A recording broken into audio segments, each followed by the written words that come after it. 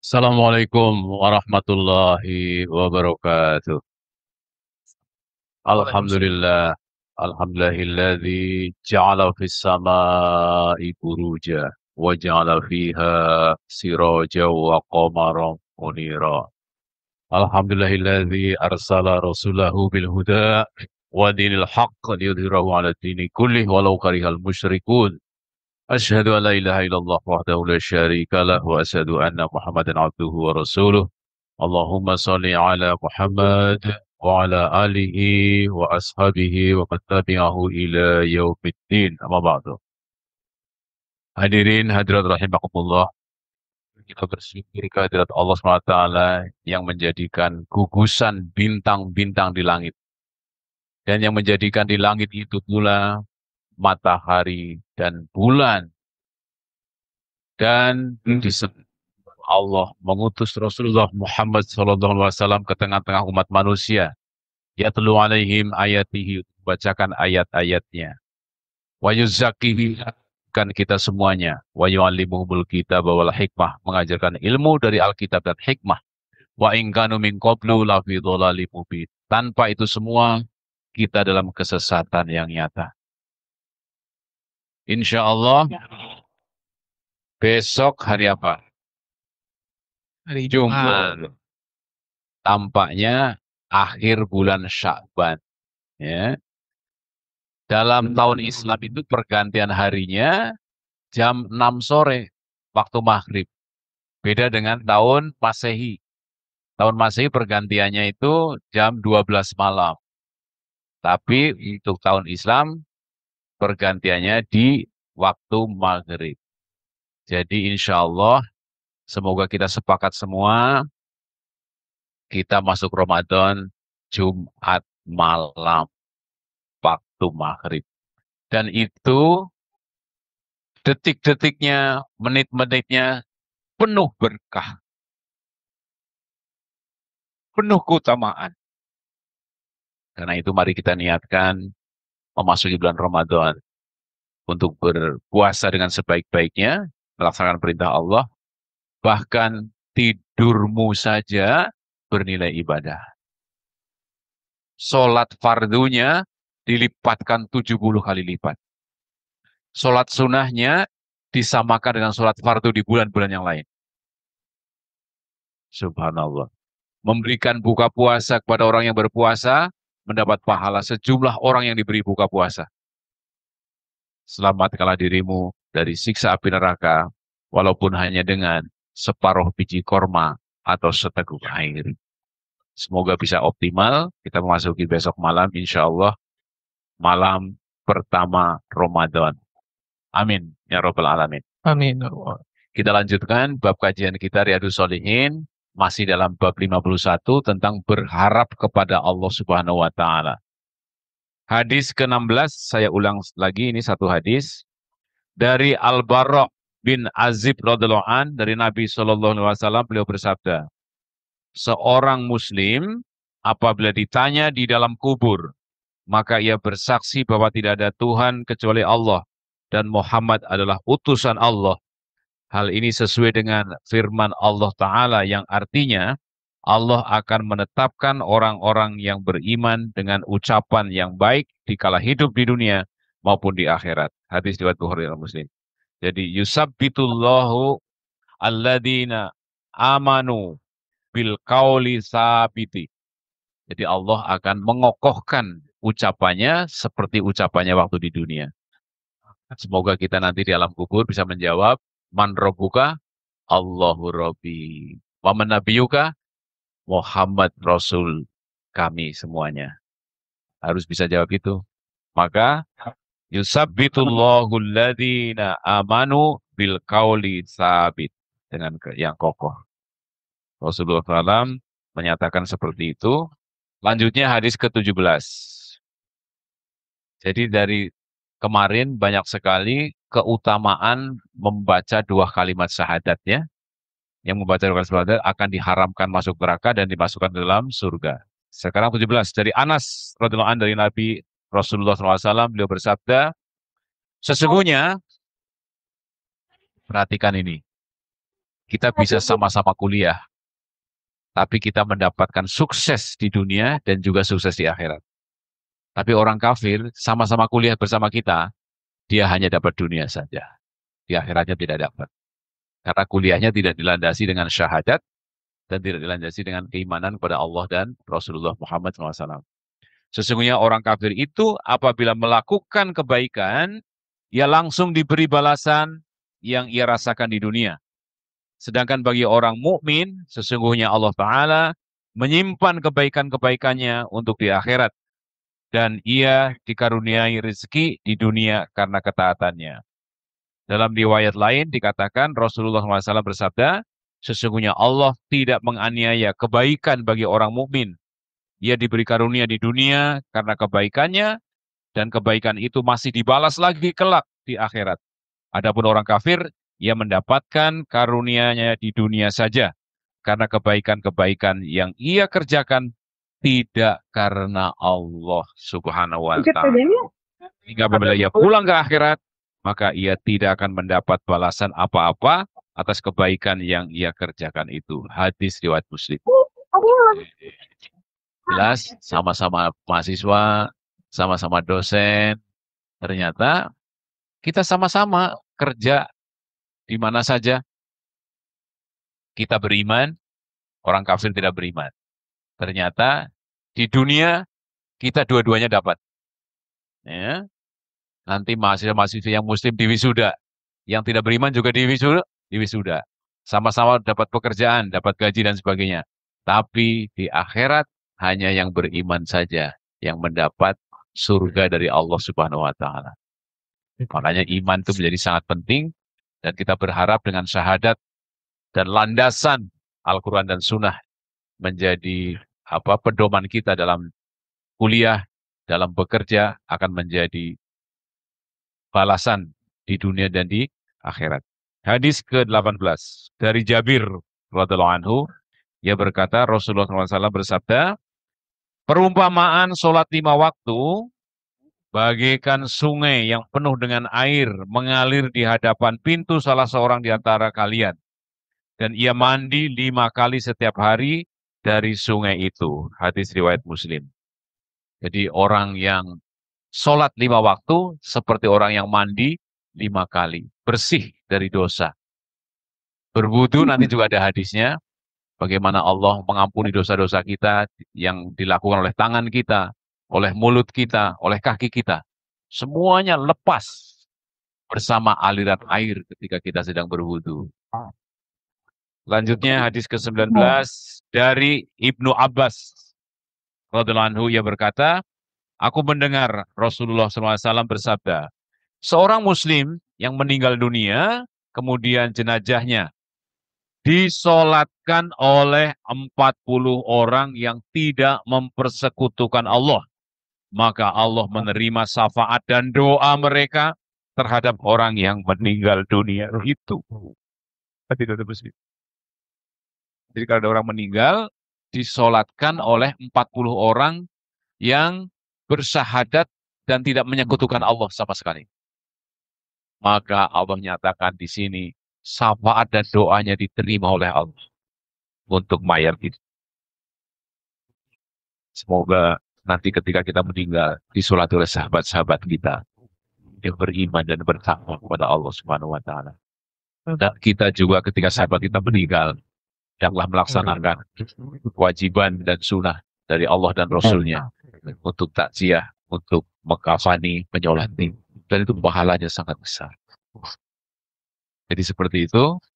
Karena itu maka sambung silaturahim sehingga ketika kita meninggal dunia, sahabat-sahabat kita yang beriman dan bertakwa menyempatkan waktunya untuk menyolati kita dan mendoakan kita. Jadi ini jaminan dari Rasulullah SAW, ya, tidak mesekutukan, maka Allah menerima syafaat dan doa mereka terhadap orang yang meninggal dunia itu.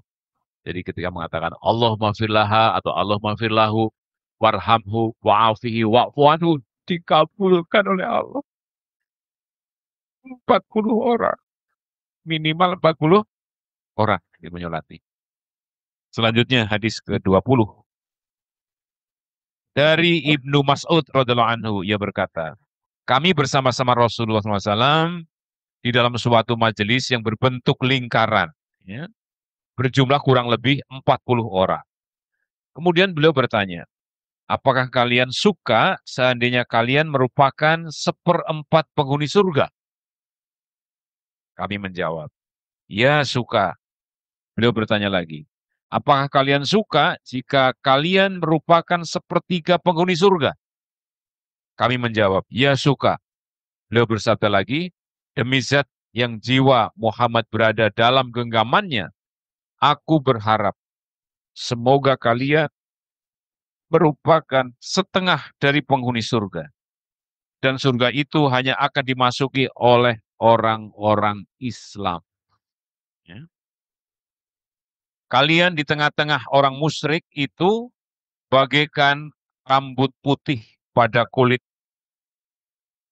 sapi yang hitam, atau bagaikan rambut hitam pada kulit sapi yang merah. Hadis Bukhari.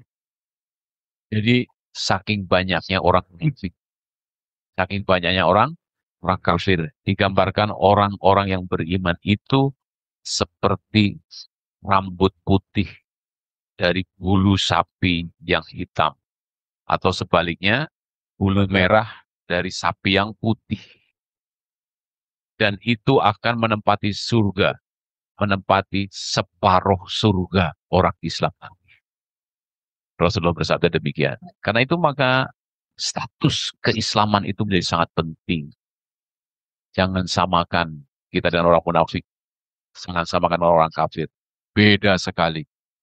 Karena dalam bepergian, perjalanan, kita pun berdoa. Mereka tidak berdoa. Bismillah tawakkaltu ala Allah.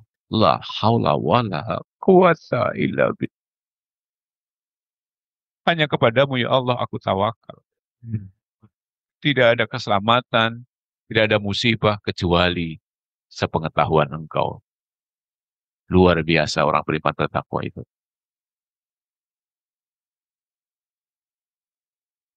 Selanjutnya kita masuk hadis ke-21 dari Abu Musa al-Ash'ari. Ia berkata, Rasulullah SAW bersabda, jika hari kiamat tiba, Allah akan memberi untuk orang Islam, masing-masing seorang Yahudi atau seorang Nasrani, seraya berfirman, inilah tebusanmu di neraka. Dalam riwayat lain dikatakan, dari Abu Musa al-Ash'ari radhiyallahu anhu, dari Nabi SAW bersabda, kelak di hari kiamat, orang-orang Islam datang dengan membawa dosa sebesar gunung, kemudian Allah memberi ampunan kepada mereka. Hadis riwayat Muslim. Jadi, kita itu atau manusia itu sudah ada tempat-tempatnya di surga maupun di neraka. Tempat kita di neraka akan digantikan oleh orang Yahudi dan orang Nasrani. Dan kita akan ditempatkan di dalam surga. Tempat kosong kita diplotting untuk orang Yahudi dan Nasrani. Itu ya makna dari hadis ini, bahwa setiap orang mukmin akan ditebus dengan orang-orang yang tidak beriman pada Allah Subhanahu wa taala. Kemudian 22 dari Ibnu Umar radhiyallahu anhu berkata, aku mendengar Rasulullah SAW bersabda, di hari kiamat orang mukmin didekatkan kepada Tuhannya.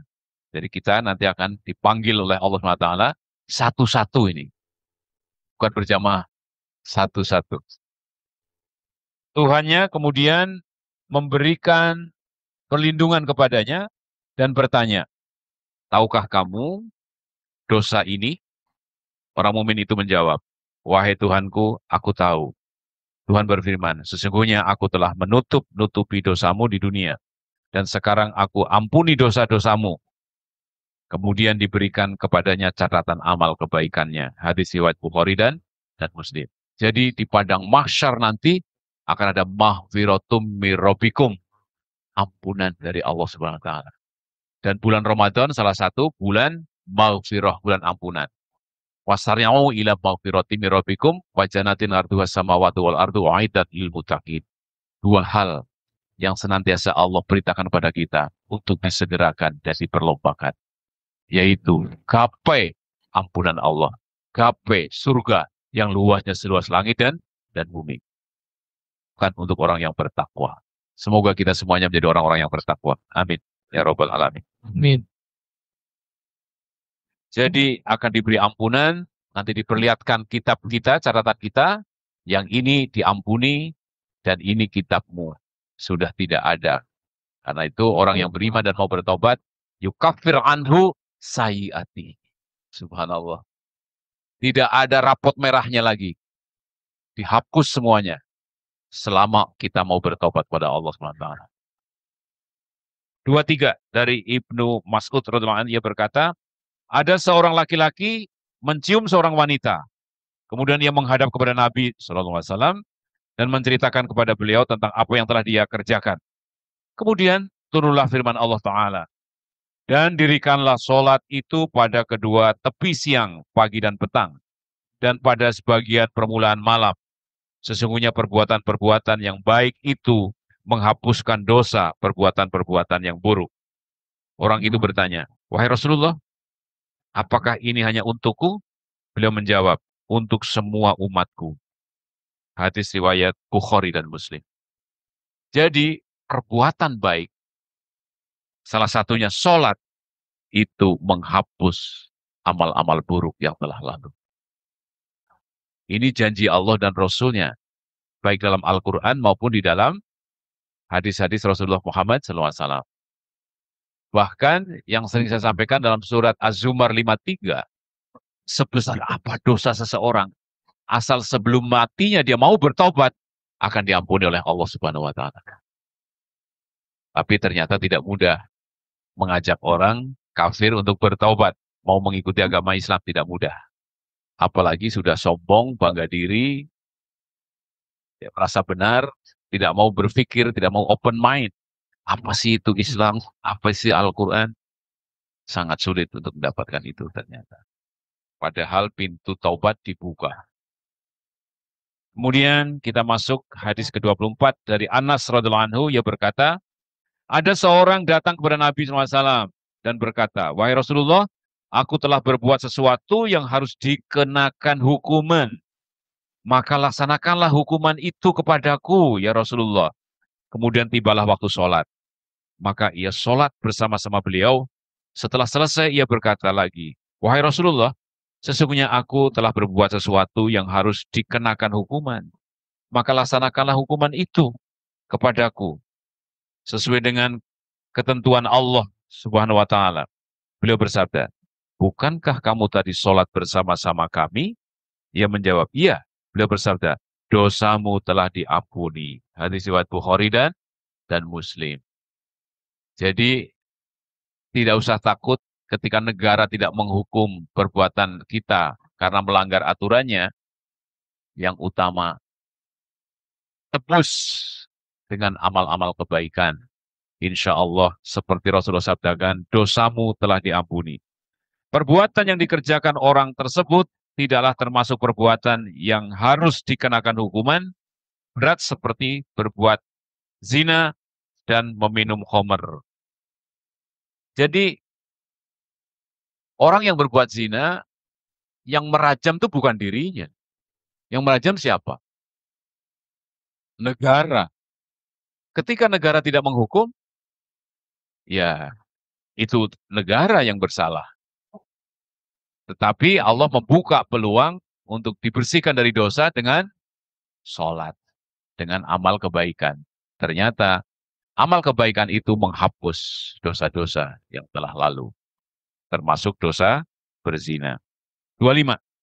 Dari Anas radhiyallahu anhu, ia berkata, Rasulullah SAW bersabda, sesungguhnya Allah sangat ridho atau sangat senang kepada orang yang apabila makan, ia memuji kepadanya, atau apabila ia minum, ia memuji kepadanya, karena merasa telah mendapatkan rahmat. Hadis riwayat Bukhari Muslim.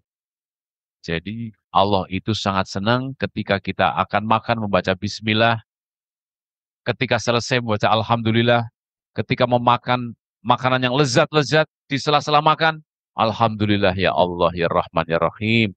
Sangat lezat makanan ini. Allah itu sangat senang. Dan ketika kita dicintai oleh Allah Subhanahu wa taala, mata penglihatan pendengaran kita adalah dari Allah Subhanahu wa taala.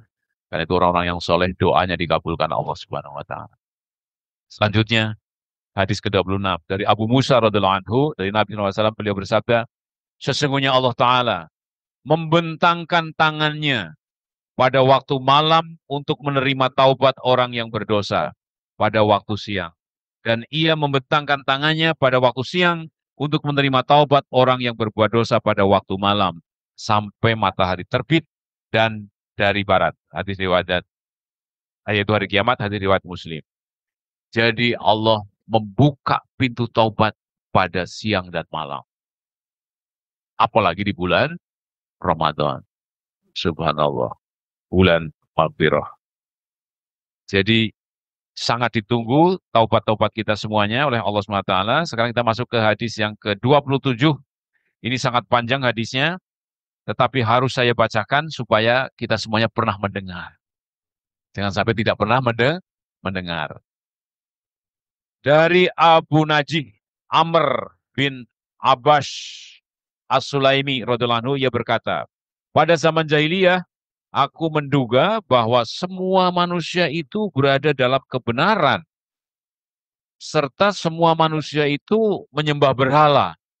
Kemudian aku mendengar bahwa di Mekah ada seseorang yang mengajarkan ajaran-ajaran yang baik, maka aku segera ke Mekah dengan kendaraan.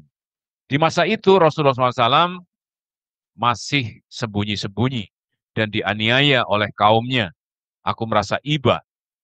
Sesampainya di Mekah dan berjumpa dengannya, aku bertanya, siapakah kamu? Beliau menjawab, aku adalah seorang nabi. Aku bertanya lagi, apakah nabi itu? Beliau menjawab, Allah mengutusku. Aku bertanya, untuk apa Allah mengutusmu? Beliau menjawab, Allah mengutusku untuk menyambung tali persaudaraan, menghancurkan berhala, dan mengesahkan Allah. Dan Allah tidak boleh dipersekutukan dengan sesuatu pun.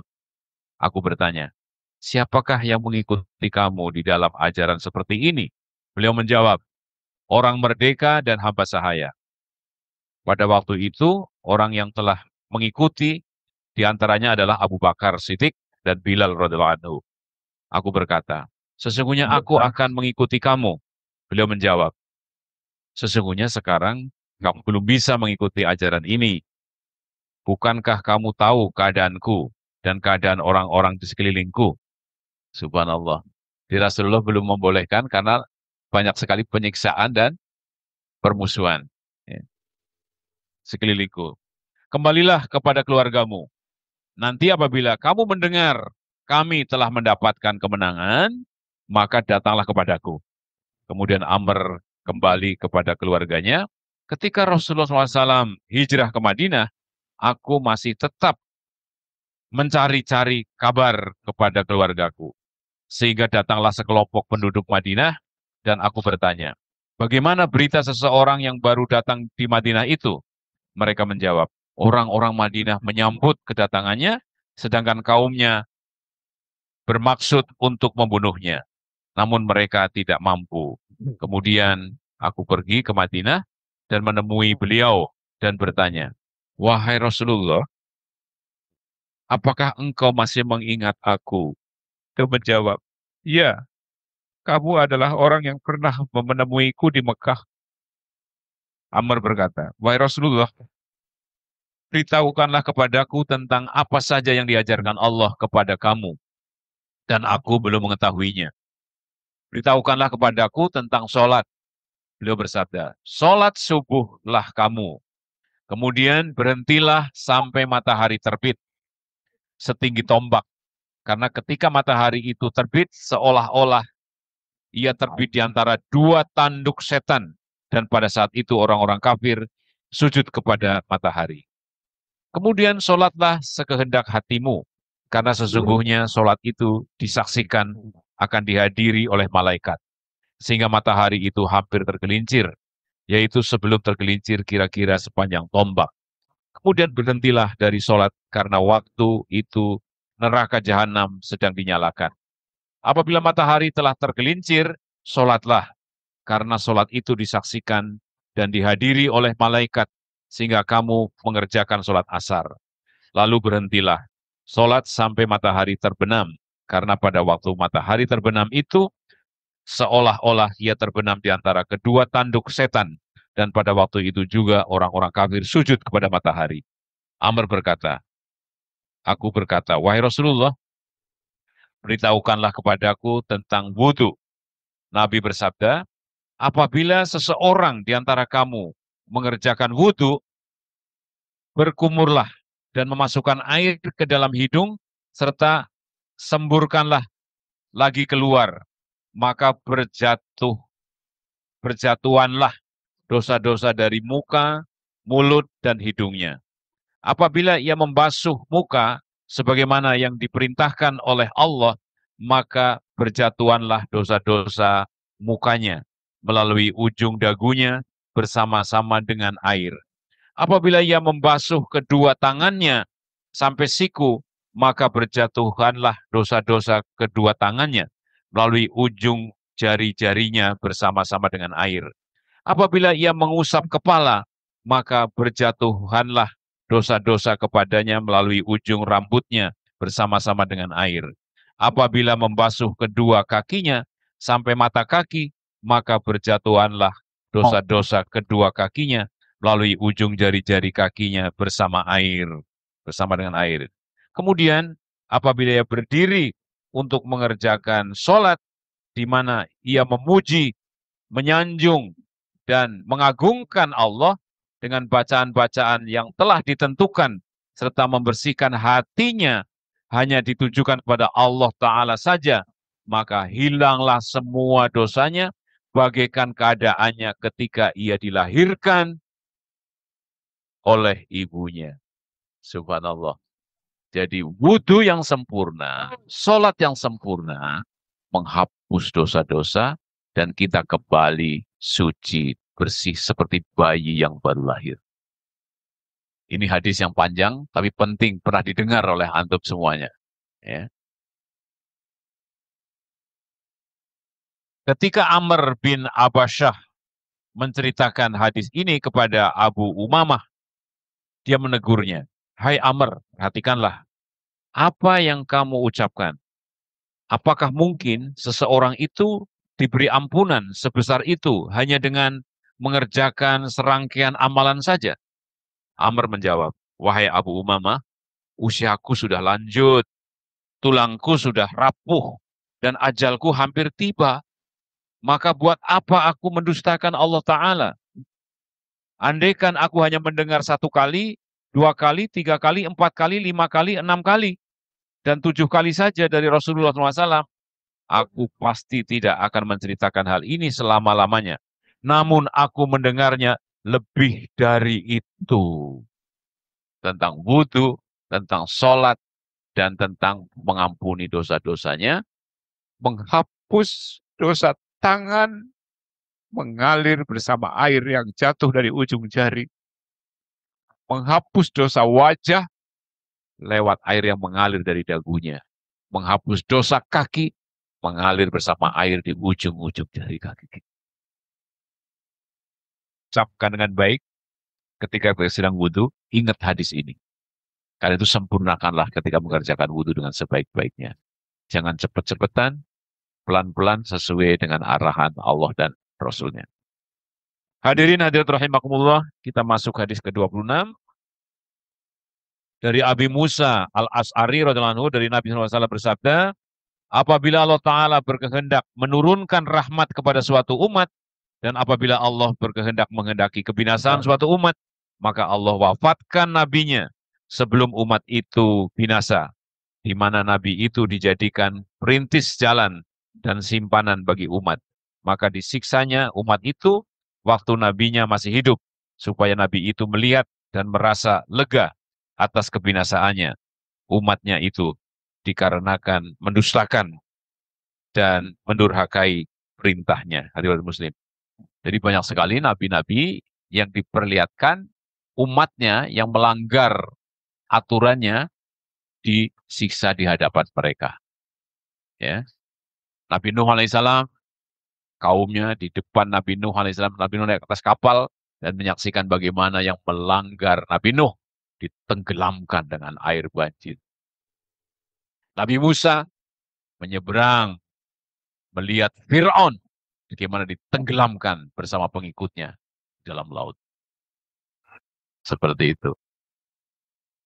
Jadi sekarang kita akan masuk bab ke-52, keutamaan berharap kepada Allah.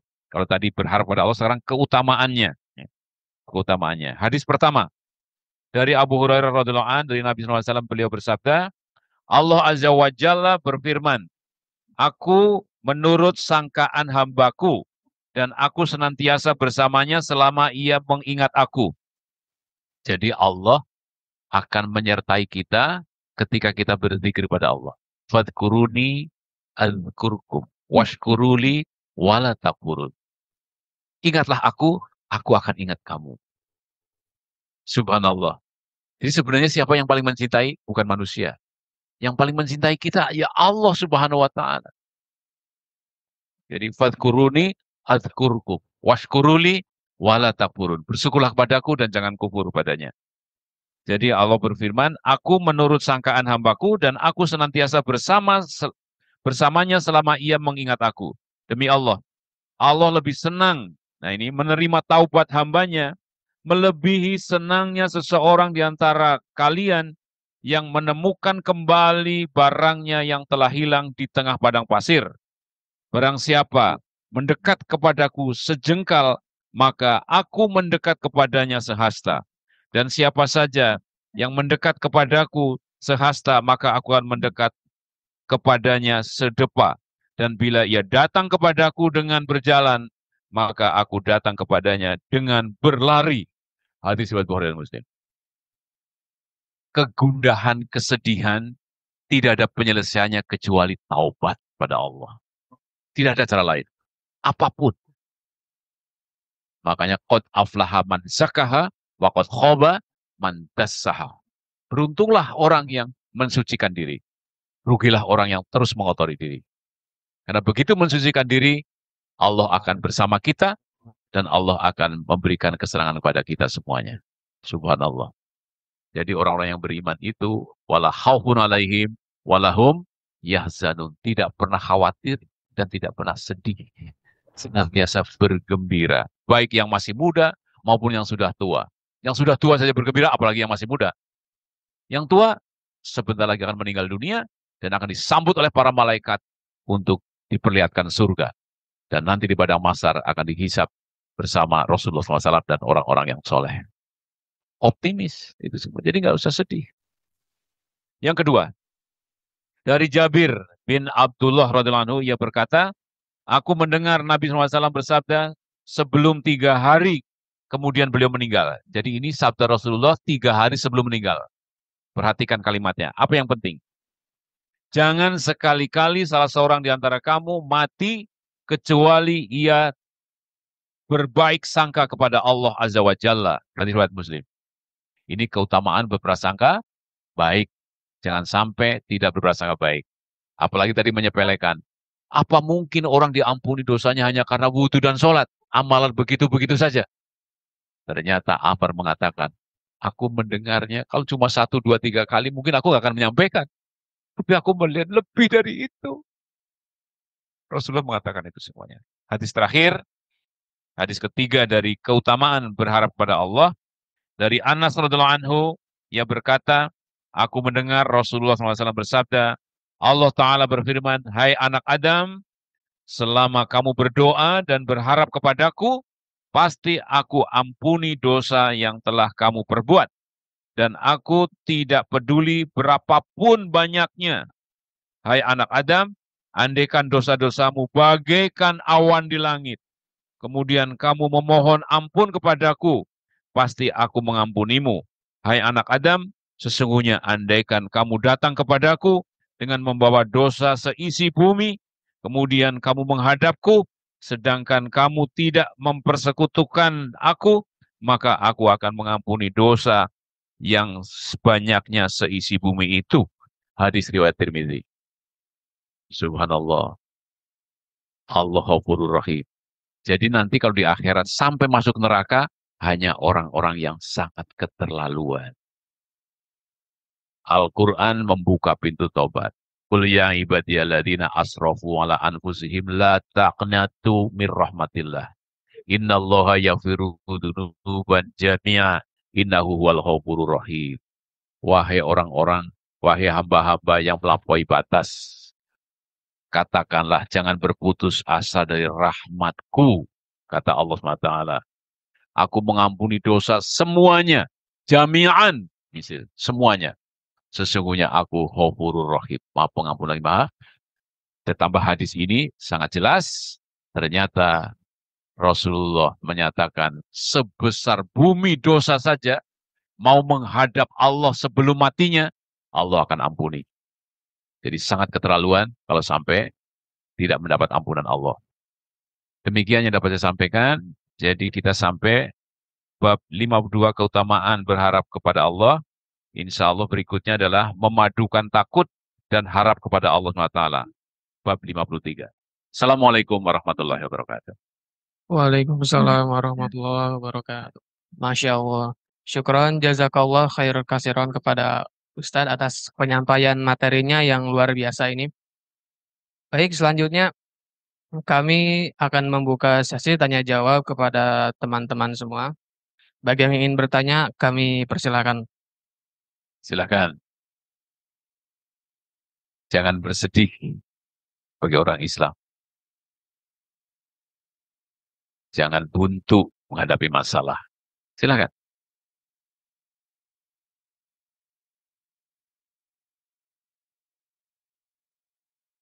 Tidak usah stres menghadapi ujian. Aja.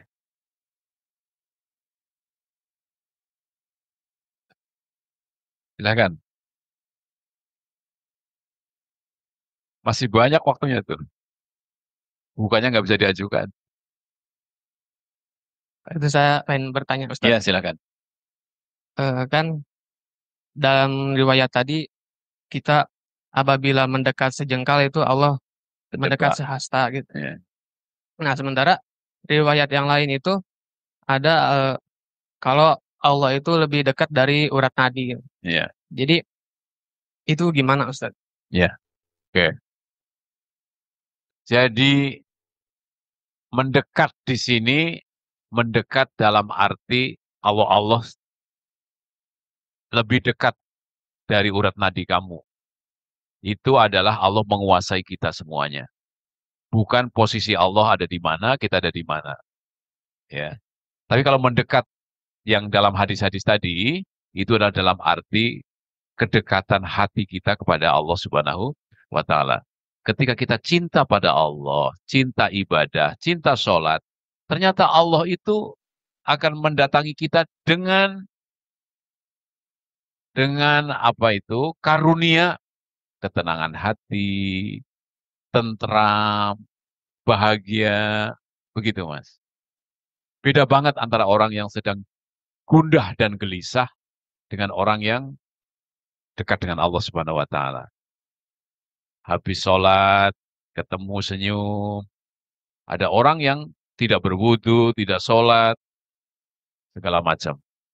Jadi kedekatan di sini adalah kebersihan hati ketika kita mendekat kepada Allah. Mendekat kepada Allah itu apa? Menyambut perintah-perintah Allah dan meningkatkan iman kepada Allah Subhanahu wa Ta'ala dan bertawakal kepada Allah Subhanahu wa Ta'ala. Wa idza salaka ibadi anni fa inni qarib. Nah, ada ayatnya ini. Wa idza salaka ibadi anni fa inni qarib. Ujibu da'watad da'i idza da'ani falyastajibu li wal yu'minu bi la'allahum yarshudun. Jadi beda banget dengan ayat yang tadi, yang lebih dekat dari urat nadi. Itu udah jelas. Allah itu maha kuasa, maha besar, maha melihat, maha mengetahui. Mau lari kemana kamu, ngumpet kemana kamu, Allah tahu kamu. Karena Allah lebih dekat dari nadi kamu. Tetapi ketika kita melawan Allah, menantang perintah Allah, tidak mau membersihkan diri, walaupun Allah dekat, tapi jauh. Dekat secara sifat-sifat Allah, tapi jauh dari hati. Karena apa? Kita tidak mau berzikir. Kita tidak mau sami'na wa ta'na perintah Allah Subhanahu wa taala. Jadi beda banget. Sama kita ngaji kayak begini. Penceramah dekat dengan Anda semua, ya kan? Ini perumpamaan saja. Dekat kan? Pasti di depan ini. Apakah semua Anda dekat dengan apa yang sedang saya ceritakan di sini? Tidak semua orang. Karena apa? Ada yang sedang main HP, ada yang pas sampaikan Pak Hasim yang hadis apa tadi? Nggak tahu. Bisa kan seperti itu? Sama. Kita sholat kan dekat dengan imam.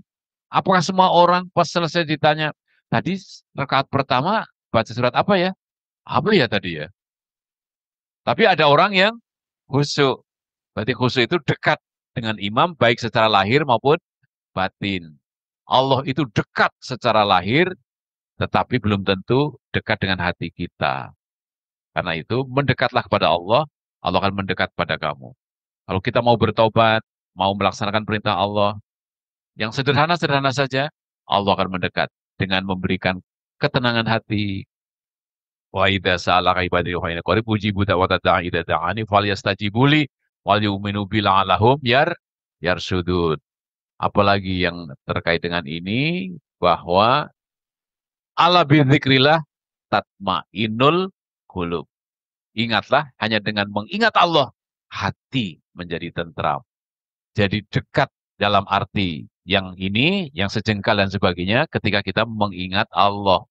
Allah dekat dengan kita. Hati kita menjadi tentram. Tandanya, hadirin hadirat rahimakumullah, dekat pada Allah, hatinya tentram.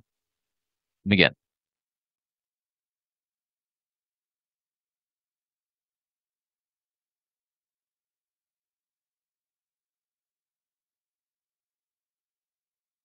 Baik, masih kami buka bagi yang ingin bertanya gitu. Ya, silakan Mas.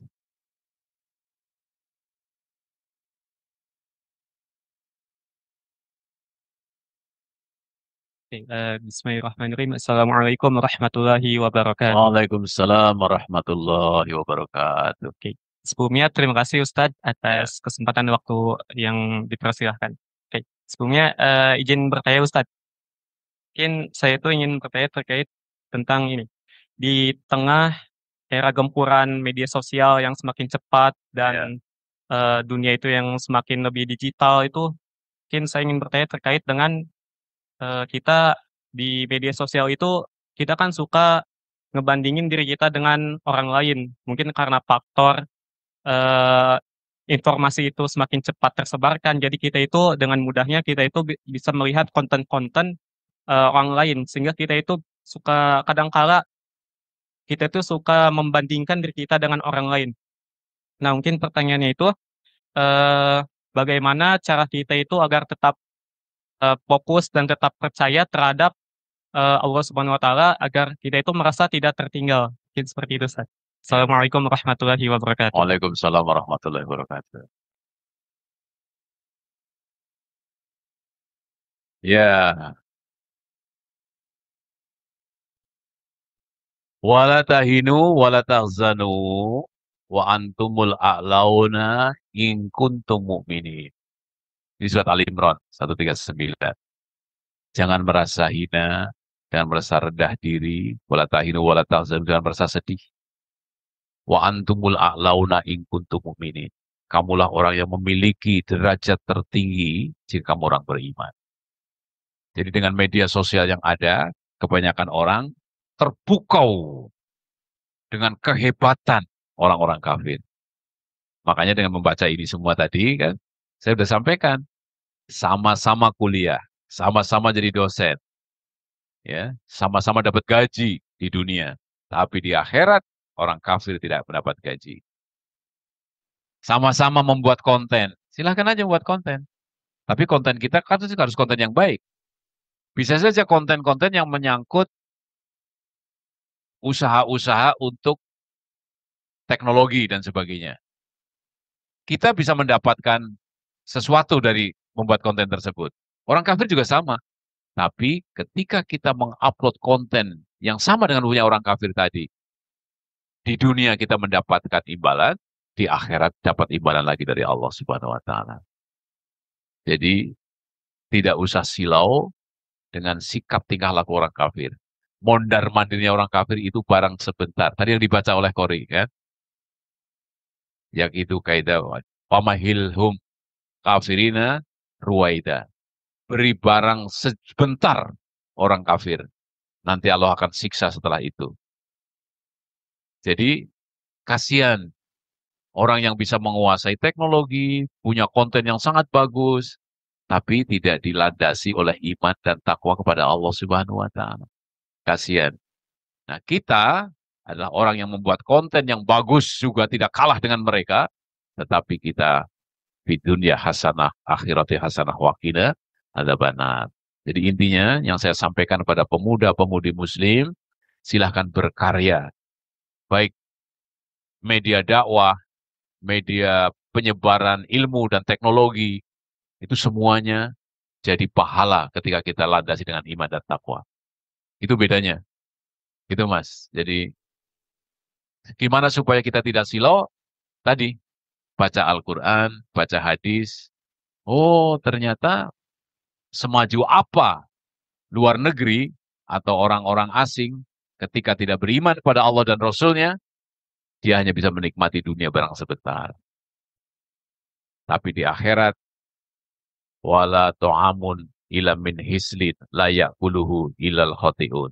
Tidak akan minum kecuali nanah dan darah, dan tidak meminumnya kecuali orang yang sangat-sangat kafir kepada Allah Subhanahu wa taala. Ini. Jadi saya ulang kembali surat Ali Imran 139, wala tahinu wala tahzanu wa antumul a'launa in kuntum mu'minin. Jangan pernah minder. Ya. Kuliah ke luar negeri, gak usah minder. Kita mencari ilmu di luar negeri. Yang ngajar kita orang tidak beriman. Gak apa-apa. Dibolehkan seperti itu. Tapi di sela-sela mereka sedang bekerja, kita masuk ke kolong sholat dulu. Karena apa? Kami adalah orang yang beriman. Dan itu sudah saya kerjakan selama di Eropa 5 tahun. Alhamdulillah. Ya kan? Jadi, ke mereka kita terus terang saja. Mereka maju, laboratorium segala macam. Kemudian ketika jam 10 ada break, makan dan minum. Mereka ada yang minum whisky, ada yang ulang tahun segala macam. Mereka udah tahu. Saya minum air putih saja. Saya minum orange juice saja. Saya tidak minum yang itu semuanya. Ketika kita lulus, kita syukuran, ya kita hidangkan. Kenapa tidak ada whisky dan sebagainya? Saya sengaja supaya para tamu saya menikmati minuman Indonesia. Saya siapkan minuman, jus orange gitu saja, jus-jus itu saja. Kemudian makanannya ada onde-onde, ada wingko, ada nagasari. Akhirnya kita nggak ngomong tentang whisky dan segala macam, ngomongnya nagasari, dia buka pakai daun pisang kan, dibuka pakai daun pisang. Ini masukin pisangnya gimana ke dalam? Terus ini nempelin biji-bijian di onde-onde, pakai apa? Diskusi kita udah ke sana, udah bercerita tentang yang lain.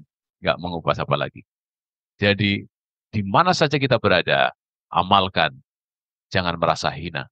Jangan merasa minder. Kita berdiri sama tinggi, duduk sama rendah. Kita adalah orang yang setara.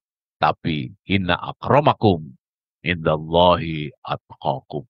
Sungguhnya yang paling mulia di antara kamu, yang paling bertakwa di antara kamu. Demikian. Jangan silo, jangan minder, apalagi sampai mau keluar dari agama. Waduh, gara-gara ngelihat konten-konten luar negeri luar biasa majunya, kita mau murtad. Naudzubillah min dzalik. Ada lagi, silakan. Oh, banyak tuh. Kayak kenal saya yang di belakang. Mahasiswi saya. Amanda namanya. Silakan.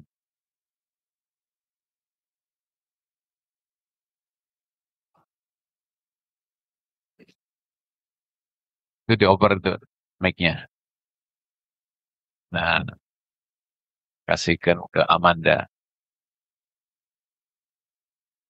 Oke, Assalamualaikum warahmatullahi wabarakatuh. Waalaikumsalam warahmatullahi Oke, wabarakatuh. terima kasih kesempatan Ustadz, izin bertanya, eee, ketika tadi kan Ustadz sampaikan ketika kita mau bertaubat, kita sudah mau berbuat baik gitu dan mendekatkan diri kepada Allah, maka Allah itu akan senantiasa lebih berdekat kepada kita gitu.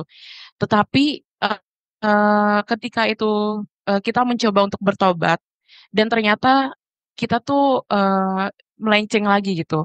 Kita jadi, salah lagi gitu, melakukan kesalahan lagi. Iya. Jadi, apakah sebenarnya itu jauh di dalam lubuk kita, di lubuk hati kita itu sebenarnya kita tidak ikhlas untuk melakukan itu atau bagaimana gitu? Karena sebenarnya tuh kita tuh benar-benar ingin berubah gitu, tapi mengapa hal itu bisa salah lagi gitu? Apakah tidak ikhlas atau kayak gimana? Terima kasih, Ustaz. Iya. Oke. Minggu lalu sudah kita bacakan hadis-hadisnya. Ada orang berbuat maksiat, kemudian bertaubat, bermaksiat lagi, bertaubat lagi, bermaksiat lagi, bertaubat lagi. Ternyata Allah akan ampuni juga itu semuanya. Ya kan? Kemudian saya menyampaikan apa pentingnya supporting system. Sistem support. Supaya taubat kita tidak mengulang kembali kemaksiatan. Ternyata nomor satu adalah dekatilah orang-orang yang soleh. Cari teman yang baik. Segera tinggalkan teman-teman yang kurang baik. Jangan sampai kita punya teman yang tidak baik. Yang saya sebut dengan orang soleh kumpulono dalam tombok hati itu. Jadi mesti punya sistem, punya kesenangan. Lihat saja siapakah Ansor Muhajirin. Pasti Abu Bakar Siddiq, Umar bin Khattab, ya kan? Amr, Ali radhiyallahu an, semua. Jarang mereka ngobrol sama Abu Jahal. Kalau kita bertaubat, tapi besok ketemu Abu Jahal lagi. Ya, sama dengan paman Rasulullah, kan? Paman Rasulullah hampir saja bersahadat. Hampir bersahadat. Tapi teman-temannya pada datang. Mengedip-ngedipkan mata. Nggak jadi bersahadat. Kamu akan tinggalkan agama warisan nenek moyang. Nah, begitu. Jadi yang penting itu supporting system. Setiap kita hendaklah punya sahabat. Orang-orang yang soleh dan soleh. Nanti akan dikubur ditanya, siapakah saudara-saudaramu? Jadi setelah man robuka, wa man nabiyuka, siapakah saudara-saudara? Jawabannya minal mu'minin wal mu'minat. Saudara orang yang beriman, laki-laki dan perempuan, orang beriman yang perempuan. Ini supporting system. Maka perhatikanlah. Jangan sampai kita tidak punya sahabat-sahabat. Tanya saja misalnya, sahabatmu siapa? Profesor Abdul Munif. Wah, siapa lagi? Profesor Didin Hafidudin. Siapa lagi? Ustadz Hamzah. Semuanya barisan pertama semua ketika sedang sholat. Ustadz Hasim, barisan pertama sedang sholat. Semuanya. Jangan sampai siapa seperti temanmu? Abu Jahal. Nggak bisa. Gitu. Jadi supaya tidak kembali lagi, maka seperti itu. Kemudian yang lainnya lagi, banyak membaca Al-Quran, banyak berzikir malam hari, banyak puasa sunnah, insya Allah nggak balik lagi. Tapi kalau hanya saya pengen bertobat, tidak membuat supporting system yang bagus, maka tidak bisa. Dan ketika supporting system yang bagus, maka kita lihat. Amanda, siapa sahabat-sahabatmu? Di list ternyata. Si A, si B, si C. Wah, semuanya asisten PAI semua. Alhamdulillah. Ya kan? Ya, yang pada puasa sunnah. Yang pada di WA grup satu hari satu juz. Ya kan? Bukan satu hari satu drakor. Satu hari satu juz. Demikian. Atau satu hari satu ayat. Demikian. Terima kasih. Ada supporting system ya. Lanjut, tadi ada satu lagi.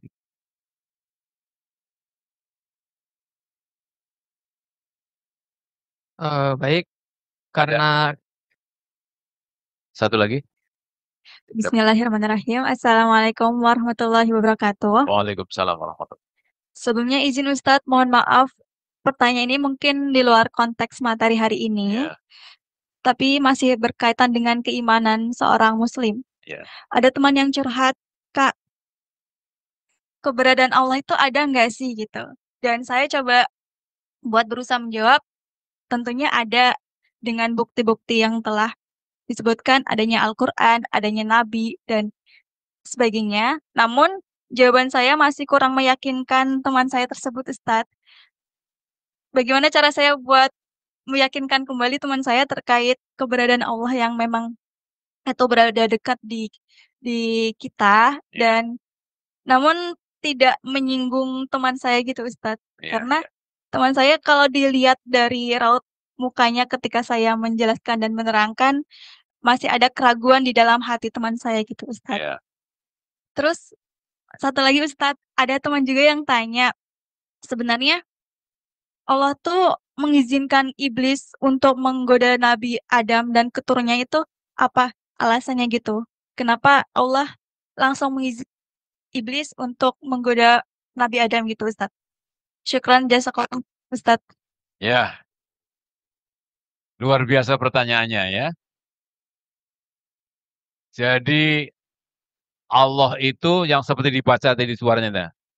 Alhamdulillahirabbil alamin. Allah itu Tuhan semesta alam. Semesta alam itu apa? Matahari, bulan, Sidratul Muntaha, Indah Jannatul Ma'wa, laut yang terdalam, itu semuanya yang ngatur Allah Subhanahu wa taala. Dan dia itu Maha Esa. Dia Maha Esa. Kalau tidak Maha Esa, berarti ada Tuhan lain. Kalau Tuhan lain pasti akan berantem. Nggak mungkin kalau tidak Maha Esa itu. Agama pun hanya satu, dinul Islam. Sejak dahulu, Nabi Adam, Nabi Ibrahim, Innani minal muslimin. Kami semua adalah orang-orang muslim. Begitu. Jadi, kalau mau diterangkan, Rabbul Alamin. Tetapi kalau sudah diterangkan seperti itu secara gamblang, bagaimana Nabi Musa menerangkan juga kepada Fir'aun, tapi Fir'aun tetap aja tidak mau percaya. Siapa Tuhanmu? Nabi Ibrahim juga menerangkan kepada Namrud, yang menciptakan aku, yang menyembuhkan aku apabila aku sakit, yang memberi makan kepadaku, yang memberi minum kepadaku, sampai begitu Nabi Ibrahim. Siapakah Allah itu? Tuhan semesta alam, yang menciptakan aku, memberi minum kepadaku, yang menyembuhkan aku ketika sakit. Sampaikan aja itu ayat-ayat itu. Jadi kita nggak usah ngarang-ngarang lagi, ambil aja ayat bagaimana diskusi atau obrolan Nabi Ibrahim dengan Namrud. Kemudian Nabi Musa dengan Fir'aun. Nah, tentang selanjutnya kita doakan semoga dapat petunjuk. Karena Fir'aun saja sudah diterang kalau Nabi Musa nggak beriman juga. Jadi setelah itu kita serahkan pada Allah. Selesai tugasku menyampaikan. Gitu kan? Nggak mau ya sudah. Jadi kita nggak usah nyari-nyari mujizat. Bahkan Nabi Muhammad juga pernah akan sedih banget melihat orang tidak mau beriman kepada Allah dan Rasulnya, tidak mau beriman. Tapi kan turun ayat, apakah kamu akan membunuh dirimu sendiri gara-gara mereka tidak mau beriman? Kalau aku kehendaki semua aku jadikan beriman. Jadi memang mutlak Allah. Tapi kita nggak bisa mengganggu kehendak Allah Subhanahu wa taala. Jadi ada yang beriman, ada yang tidak beriman. Tapi jangan sekali-kali mengatakan, kelihatannya Pak Hasim aku tidak diciptakan tidak beriman. Dari mana kamu dapat catatan itu? Ya kan? Kita harus berusaha menjadi orang yang beriman. Kemudian bagaimana, kenapa Allah punya rencana? Kan pernah diprotes oleh Nabi Adam tentang pertanyaan kedua. Bagaimana diskusi Allah Subhanahu wa taala dengan para malaikat, ya kan? Wa idz qala rabbuka lil malaikati ini ja'ilun fil ardi khalifah. Mutlak jawaban Allah. Ini a'lamu ma la ta'lamun. Aku mengetahui dari apa-apa yang tidak kamu ketahui. Selesai. Jadi memang nggak perlu didiskusikan itu. Kenapa iblis menggoda? Allah mau lebih mengetahui. dan kita tidak mengetahui seperti itu semua. Demikian jawaban saya.